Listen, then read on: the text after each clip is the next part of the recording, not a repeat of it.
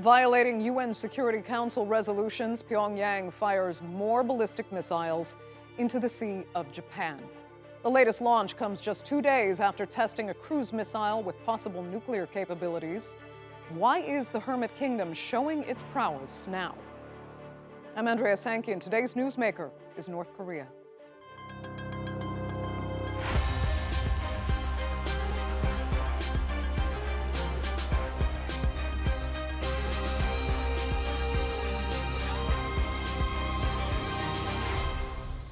Strategic weapons of great significance is how North Korea describes its arsenal. Firing off its east coast, Pyongyang breached international law to test 2 ballistic missiles on Wednesday. And according to the Japanese Coast Guard, they landed just outside Japan's territorial waters. Outgoing Japanese Prime Minister Yoshihide Suga condemned the action as outrageous and a threat to regional peace and security. Now, some experts say the tests may be an attempt to apply pressure on U.S. President Joe Biden's administration to return to stalled nuclear talks. Meanwhile, South Korea says its military has raised its surveillance level and maintains a posture of full readiness in close cooperation with the U.S. and with the support of China. We will make efforts to denuclearize the Korean peninsula and establish peace. We hope for China's unwavering support and hope the Minister Wang Yi will continue to do a big role in supporting our government's effort to develop South Korea-China relations and denuclearize and establish peace on the Korean peninsula. We are following the situation closely. China has always committed to maintaining peace and stability on the Korean peninsula, insisting on achieving denuclearization and resolving issues through dialogue.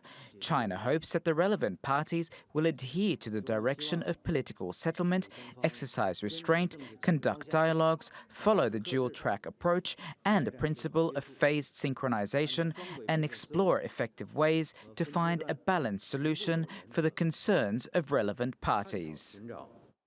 Well, this week was North Korea's first missile launch in 6 months. The last one was back in March, when it ended a year-long pause by launching 2 short-range missiles into the sea. Many then saw it as a test to measure the response from the new administration in Washington. U.S. President Joe Biden, though, seemed to downplay the test because it was not in violation of UN resolutions. Now, denuclearization talks between the United States and North Korea stalled in 2019 when then U.S. President Donald Trump rejected Pyongyang's demand for sanctions to be eased in exchange for dismantling a nuclear facility. Since then, North Korean leader Kim Jong-un has threatened to build high-tech weapons targeting the U.S. and has called on Washington to abandon its hostile policies. Just hours after news broke of North Korea's latest launch, South Korea announced it had also tested an advanced ballistic missile from a submarine. That volley of missile fire from the Korean peninsula has observers concerned about an arms race for increasingly sophisticated weapons. So is Seoul taking matters into its own hands, realizing it can't rely solely on the U.S. for protection?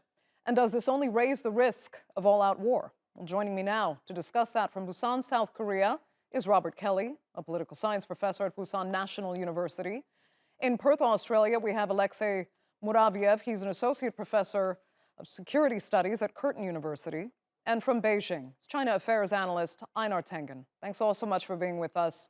Just to clarify, actually, we're hearing that, South Korea had actually scheduled the launch of its missiles for tests months ago. So in spite of the news cycle reporting it now, it wasn't actually a response to North Korea's latest launch. Still, though, Robert Kelly, is there an element of provocation here, and to what end? Well, certainly on the North Korean side, right? I mean, the North Koreans aren't supposed to, for example, launch ballistic missiles, which they did, right? Now, the ballistic missile didn't go very far. It was something we've seen before, but technically it's illegal under UN Security Council resolutions, and the North Koreans do this stuff on purpose, right? I mean, they know they're not supposed to, and they do it anyway. The more provocative launch actually is the cruise missile launch, right? From a couple days ago, because that's shorter range and it's faster and it can evade radar and defense. There's a photograph of it right now. And the North Koreans said that they could put a nuclear weapon on top of that, which means it could strike Japan, potentially including U.S. bases in Japan, and that could, possibly be a useful battlefield weapon against massed U.S. forces in the region. Um, I'm not really sure that the South Korean launch is all that provocative. South Korea, I would argue, has actually been fairly restrained on missile development for most of the competition, although now actually increasingly South Korea does have permission, if you will, from the US to build more and more missiles. Broadly speaking, though, the missilization of the inter-Korean competition isn't terribly surprising, right? I mean, missiles have become an increasingly important part of modern militaries. If you look at the Sino-US competition, for example, and if you look at the sort of the stalemate along the Korean border, right, it's fairly frozen, right? You have sort of conventional forces stacked up against one another, but there's not really too much room to move, and so it's actually not terribly surprising, I think, that both sides would actually experiment with ways to shoot over that solidified border, and that's where this is going, right? A submarine launched ballistic missile gives South Korea a lot of flexibility, right? You can sort of drive the sub wherever Right. you like. Robert, let me just quickly, I guess, cut to the chase here with you. In the end, could North Korea actually really ever deploy weapons with purpose, other than testing, with a target? Because if they did, as it's been argued many times before, it would just really ensure their own destruction. Can we assume, do you think, that that is just the ultimate deterrent? Sure. So the North Koreans have strategic nuclear weapons, right? That we think, right? I mean, they don't tell us much, but we're pretty sure the North Koreans have a large missiles, intercontinental ballistic missiles, which they can sort of fire at the United States with a heavy warhead, and the idea is to deter, U.S. intervention, specifically a U.S. attack on North Korea. That's sort of like standard, big, heavy sort of strategic deterrence, and the North Koreans, I'm pretty sure, have that. I think your question is getting more towards sort of whether or not the North Koreans would actually use nuclear weapons in a battlefield environment, right? If you had sort of a limited conventional interaction between the two Koreas, South Korea is pretty far ahead now, as you might imagine. South Korea is much wealthier than North Korea, right? South Korea has significantly improved armed forces, and so the North Koreans might be tempted to use low yield tactical nuclear weapons on the battlefield to make up for their conventional disadvantages. Hmm. That's what I think a lot of the analysts' concern about the cruise missile is about, right? I mean, the North Koreans, they have the big ones. We know that, and that's actually a fairly stable relationship. The real question for your query here is whether or not they would actually use these smaller ones on the cruise missile in a war, because that is sort of like, it's kind of like a battlefield weapon. It's kind of small, but again, if you go nuclear, even with a small weapon, right? I mean, that really changes the conflict, Right. and it would be easy to see the Americans hitting back very hard. Okay. Einar, let me ask you, I mean, as Robert alluded to, we really don't actually know what North Korea is doing, what it's necessarily thinking. And crafting any response really depends on intelligence. And even during good times, getting information out of North Korea was not easy. But has it gotten much more difficult, especially since the pandemic, to get reliable information out of North Korea? And what is the danger in that alone? Well, I don't think it's necessarily about information. I think it really at this point is about intentions. Remember, North Korea is doing this simply because they are unhappy about the joint exercises that'll be happening between the United States and South Korea. This happens on an annual event. They like to make an issue out of this. Remember, young Kim did not, preside over the missile firing, either one, either the ballistic or the low-flying cruise missile. So at this juncture, I think there's just sending a message that they want to be included. They do not want to be disregarded. And at a time when the country is experiencing severe hardship, both economically and also politically, I think they're sending a signal that they want to have more talks. Okay.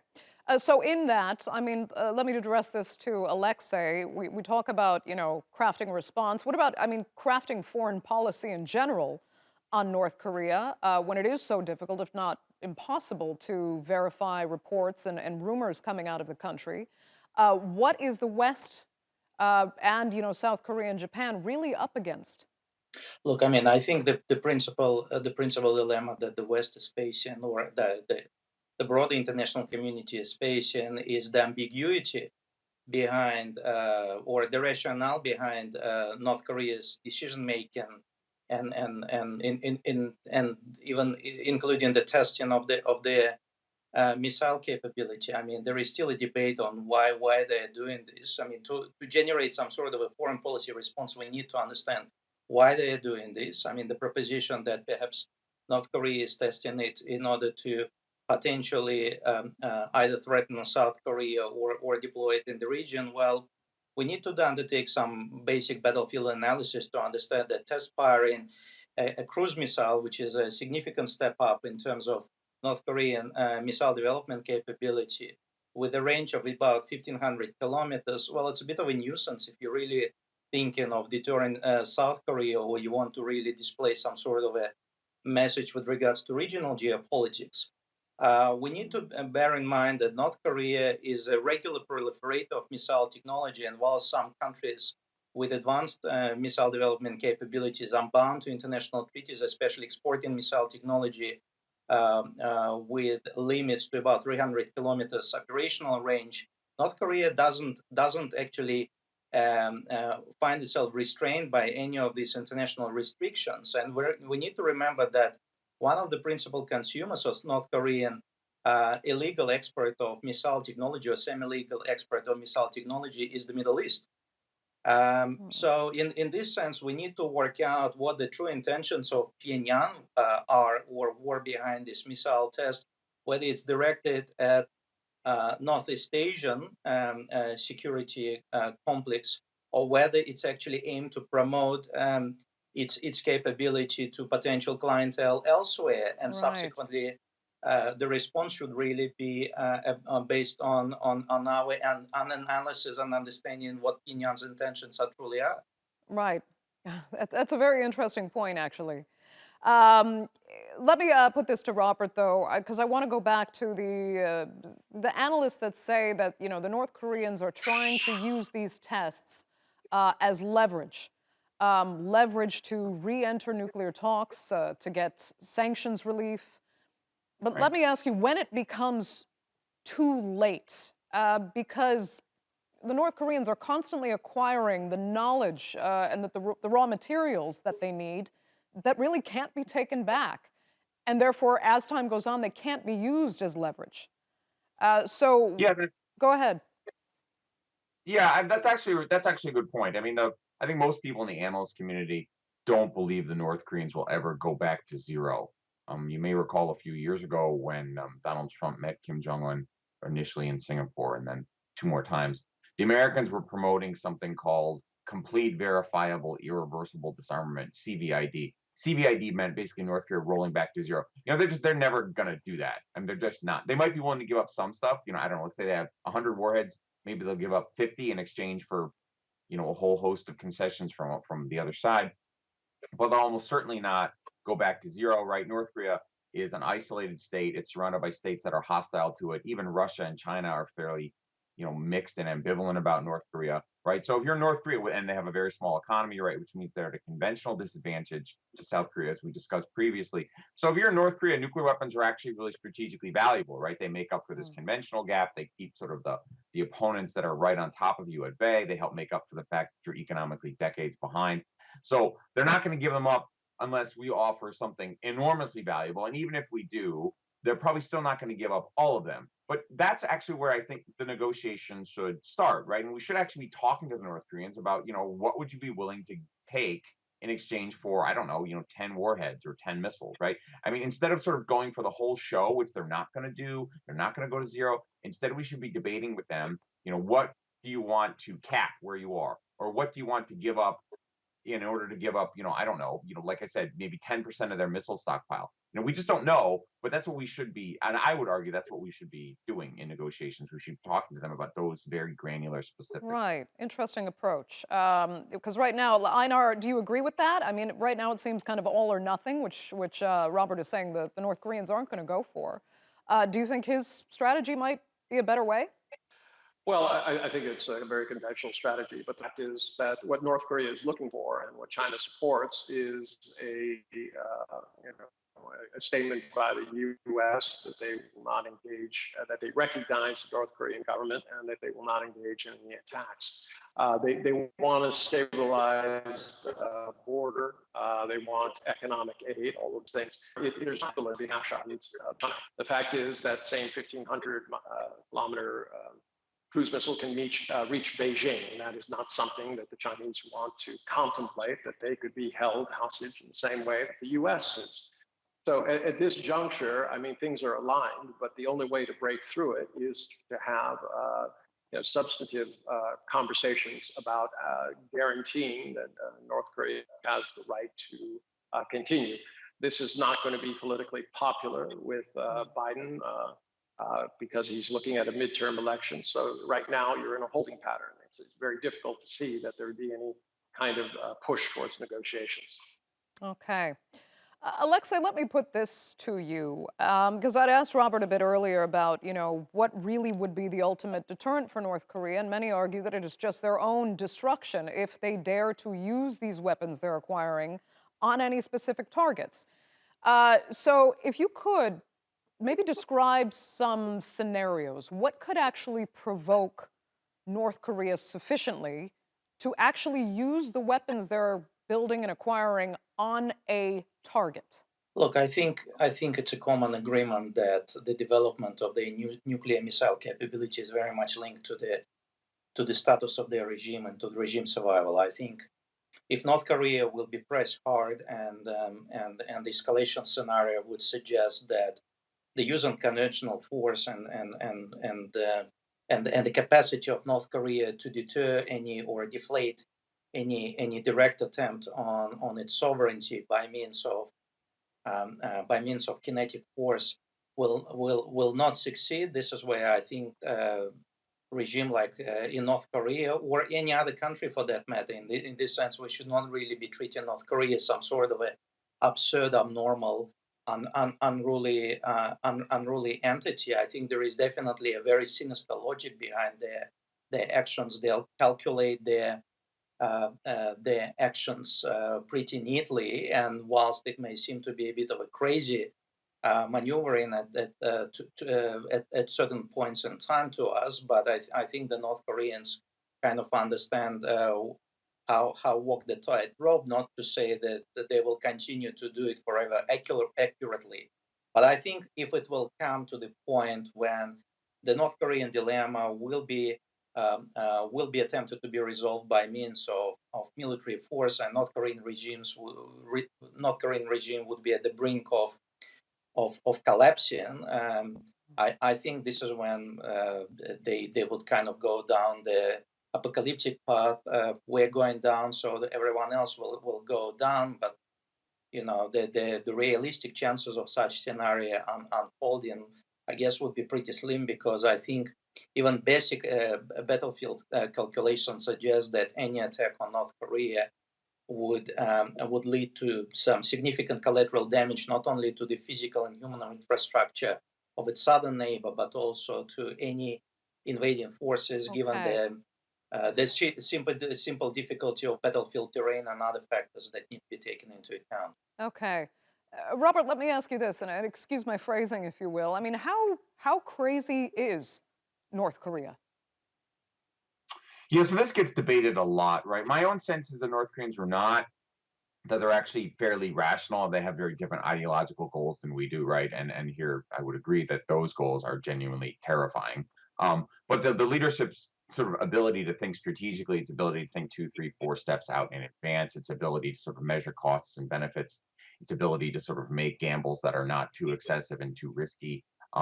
I would argue it's fairly well demonstrated. And the North Koreans have actually been pretty cautious. They have not actually sort of stumbled into like a major conflict with South Korea that might sort of lead to regime collapse and stuff like that. They're fairly cautious. The North Koreans are not nihilists. They're not Al Qaeda. They're not ISIS. They're not going to try to sort of launch a war to sort of blow up the whole region, in order to pursue unification. They talk this way, right? I mean, which is why we often sort of question sort of their rationality. North Korean state media is known for being sort of explosive and exaggerated and belligerent and everything else.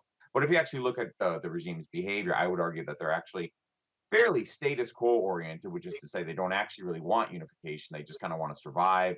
As one of your other guests mentioned, they really want to be recognized and then left sort of unthreatened, and then ideally, have South Korea sort of give them resources and money.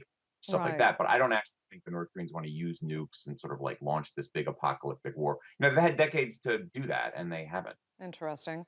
Yeah, it's just so hard to understand how bad the situation really is or is not on the ground in North Korea. I mean, how close its actual people are to breaking point, given the issues we've been hearing about famine, economic crisis.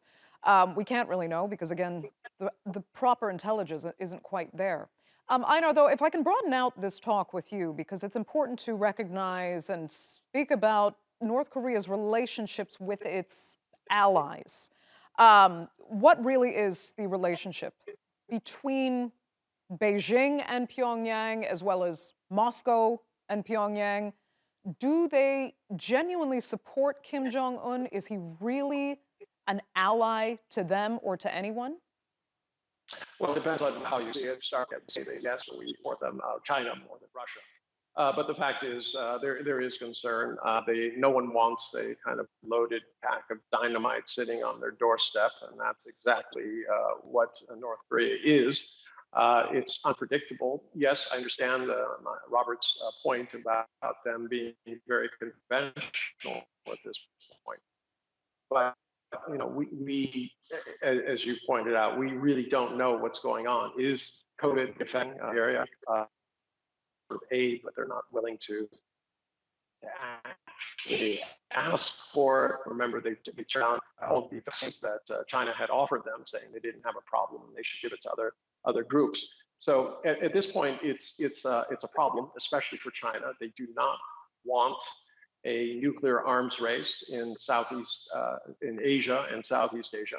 That would not be to China's benefit. So they're in a situation where they were really looking for the U.S. to step up and guarantee. I don't know that a guarantee from the Soviet Union and China would satisfy young Kim. If it did, that would be fine. But there's been no proposal along that line. So I would defer to Robert on this, that they are still very interested in keeping their regime intact. He's a young man. I don't think he wants to commit suicide, and that would be what would happen if they actually used any nuclear weapon anywhere. Right. I apologize. We're having some trouble with your audio, Einar. I'm hoping our viewers could hear you more clearly than I actually could. But if I can, I want to put the same question actually to Alexey.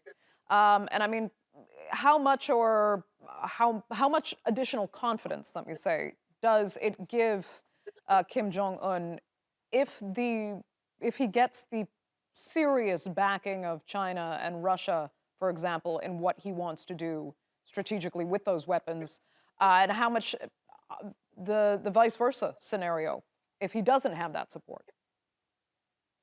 Well, let me give you the perspective that Moscow has on North Korea.